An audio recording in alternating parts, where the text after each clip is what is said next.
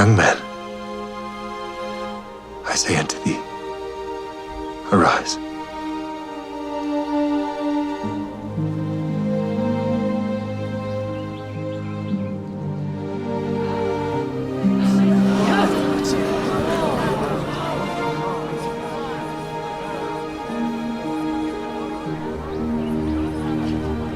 Mother?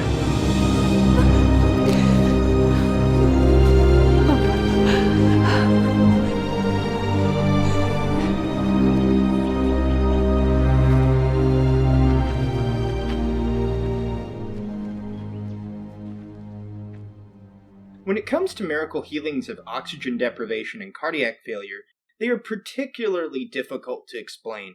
Oxygen deprivation and cardiac failure cause issues on multiple levels. When the body is deprived of oxygen or unable to circulate blood, not only are the heart and lungs affected, but other major areas of the body, particularly the brain and organs. The brain, even 10 minutes without oxygen, begins to die and suffers irreparable damage. At 15 minutes, if a patient survives, they are likely permanently damaged. Other issues that arise are the failure of organs due to deprivation. This sets in at a similar time frame to brain failure. An easy way to tell if a body is dying is what's called acidosis of the blood. This is where the blood's pH begins to drop. Normal blood sits around 7.4 pH. If it gets below 6.8, this is normally an indicator of multiple organ failure. Imagine blood that's acidic, and what that might do or indicate about the body that it's in. It's a pretty gruesome image of what's going wrong. I use a number of medical studies and my contact, statistician Mr. Ryan Joseph, with his specialization to do analysis on the chances of survival in such extreme cases. I'll have a video of his linked below. Suffice it to say, 10 minutes with no oxygen is normally the point of no return for a healthy brain, and 15 minutes is an outside extreme with few exceptions. I'll link a few studies down below on that as well. With that in mind, I ask you, the audience, to consider the following cases. Case number 11, James Fulton Engstrom. James Fulton Engstrom was born in his family home with his mother, Bonnie Engstrom, being assisted by a midwife. However, complications set in immediately as the child was born gray with no oxygen. The midwife began CPR to no avail and an ambulance was called. The child did not arrive at the hospital until 44 minutes after his birth, gray and not breathing. The doctor attempted to revive young James for the next 17 minutes before giving up. It was then, after doctors began disconnecting medical equipment, that his heart immediately kicked back on at the time of prayer at 148 beats per minute, normal for a baby. At this point, medical tests show the child had brain damage, a blood acidity of 6.7, and severe organ damage. However, not only did his heart restart, but his brain, organs, and even blood were healed. James Engstrom is a normal boy with no mental problems to this day. Case number 12, Jose Ignacio Ureta Wilson. In 2003, Jose Ignacio Ureta Wilson, a Chilean baby who was born with a heart and intestine complications, required surgery just 2 days after his birth. The surgery succeeded to fix his intestines, but the child's heart became damaged in the process. The child fell into major hemorrhaging or internal bleeding, and ultimately cardiac arrest just weeks after his birth. Young Jose showed no signs of heartbeat for 30 minutes, and medical professionals tried to revive him before assuming he had died. The parents prayed for the intercession of Alvaro del Portillo to pray to God for their son's healing. With no pulse for 30 minutes and no effective medical intervention, his heart started up on its own, and he was perfectly healthy. The boy is still healthy today and shows no signs of brain damage after the deadly oxygen deprivation. This miracle was reviewed by pediatrician Dr. Jose Ignacio Rodriguez, at that time working in the intensive care unit, and Dr. Felipe Hesser, Hesser, a cardiologist. Number 13, Dr. Sean George. Dr. Sean George, my best documented miracle, was a 39-year-old Indian-born Australian cardiologist who suffered a heart attack. He was in a rural area doing mission work during the time, and thus was sent to a rural hospital, Kalgoorlie Hospital, with limited means of care. The doctors trying to keep him alive were his friends and colleagues, and they struggled for 20 minutes to no avail. It was at this point that his wife, also a doctor, was contacted about his condition. She was so confident he was dying that she called her father in tears, saying that she was going to pick up her husband's corpse. Her father told her to pray. Meanwhile, the cardiologists and medical professionals tried to save him. They used 4,000 chest compressions and 14 shocks before finally giving up and putting a breathing tube down his throat for the last roughly 10 minutes of the ordeal before his wife arrived. At this point, he was 55 minutes without oxygen.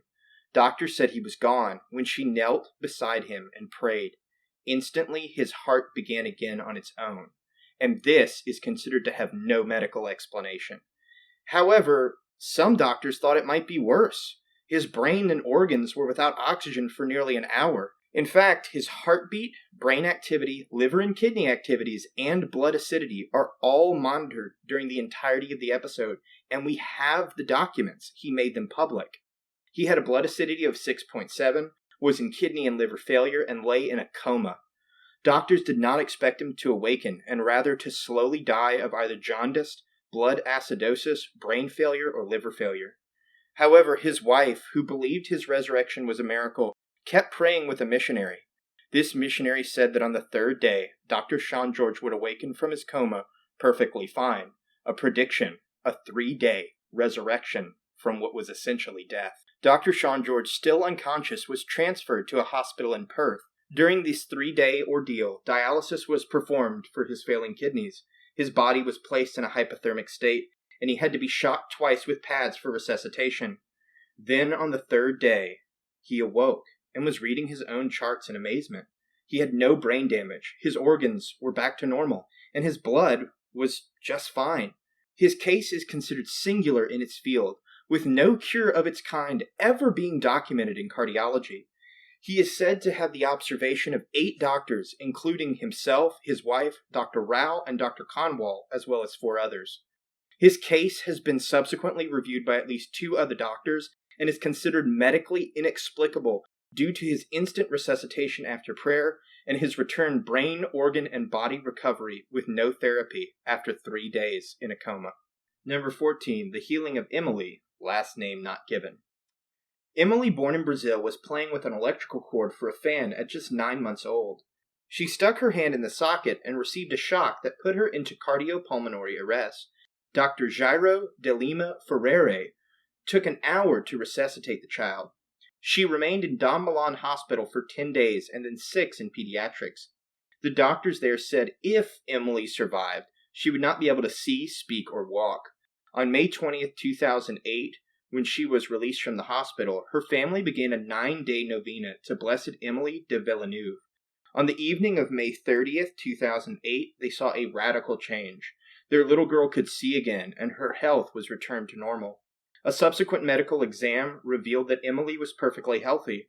2 medical professionals were sent from the Vatican and came out to look at the miracle from a medical standpoint. They declared it to be medically inexplicable.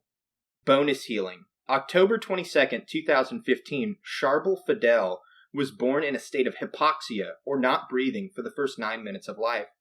After that, Dr. Hannah, who was looking over his birth, noted that when he began to breathe, little Charbel was considered breathing, but at a subpar oxygen for the first 15 minutes of his life. He was prayed over and a rosary hung on his bed. He was also given the effects associated with St. Charbel. The doctor said there were 2 miracles that happened as he came out perfectly fine from this ordeal.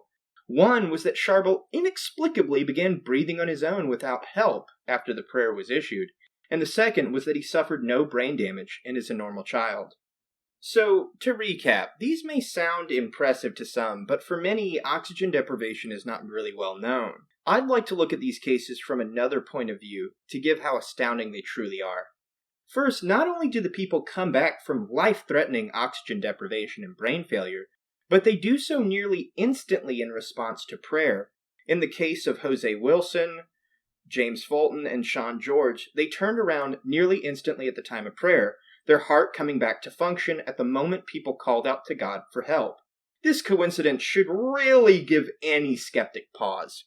However, another thing to consider is the fact that every one of these people were unconscious during the time of their healing, and on top of that, 4 of the 5 were infants.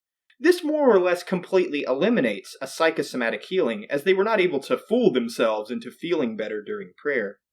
The final amazing point is the recovery time after these events. The fact that Sean George was awake and fully functional just 3 days after suffering 55 minutes with no oxygen, a coma, and 14 shocks with 4,000 chest compressions is indeed incredible. His rehabilitation should have taken years, and with such extreme deprivation, he never should really have normally functioned again. As for the infants, many were kept in the NICU, but none to my knowledge showed any form of brain damage or long-term ailments after the issues. Now, to give skeptics their due, there are some reports that state that young children are more resistant to oxygen deprivation, and there are some that say they're less, but give skeptics their due. In one freak case, there was a child who fell into icy water that managed to survive with no brain damage after 2 hours underwater. Now, this case is not medically documented, it was reported. However, doctors deemed that it was the freezing effects of cold water that kept the child alive by slowing down the processes of cell breakdown, like a Captain America in the ice effect. Now, while this fails to account for Dr. Sean George's story, or any of the others as they weren't in a cooling effect, it may make the story of, say, young Charbel, who was only 15 minutes deprived, more of a freak coincidence than a medically impossible cure. However, just because some literature says children can be frozen to survive oxygen deprivation, it doesn't mean these stories aren't as miraculous as other cures that I've listed, because they were cured not only of that, but then had no major issues after. I just want to be completely transparent, but look over the documents and make up your own mind. I myself would hesitate to dismiss such cases. For any questions or to give your opinions, leave a comment below, and if you like this video, please like and subscribe.